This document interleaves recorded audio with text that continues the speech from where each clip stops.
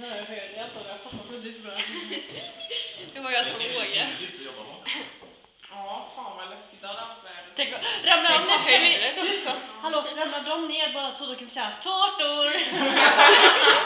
Nej, det är 10 tårtor. Ja. Var? 20 tårtor, oj oj, nu ska vi bli tjocka eller? Okej, det är Emil också. Fy fan. Tänk vad de var ner, det var äckligt. Tänk att stå på den just nu. De är nog döda då. Tänk om han slår i huvudet i taket. Donk. Jag är först. Varför man knackar på rutan? Hallå? Hallå? Hallå? Hallå? Och den är så. Oj, shit, vad minglar. Vad äckligt. Jag tror jag ramlar snart. Kolla, det står liksom. Aj! Och så fortsätter du filma. Som man tåget.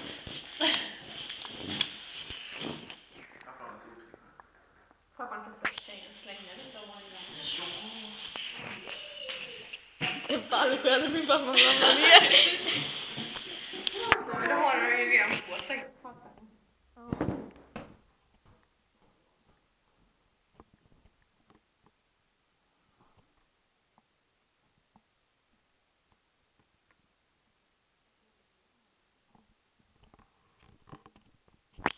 Tänk när du ska släppa hästarna och läsa vad de kommer vara. River den där.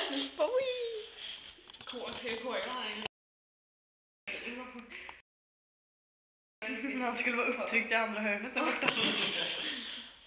Lite farligt. Speciellt när den gungar också.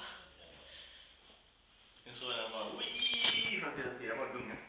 Ja, precis. Så bara... Ja, men det är det. Undrar hur långt den gungar. Långt upp. Så vi frågar om att testa. Ja, rakt genom taket också.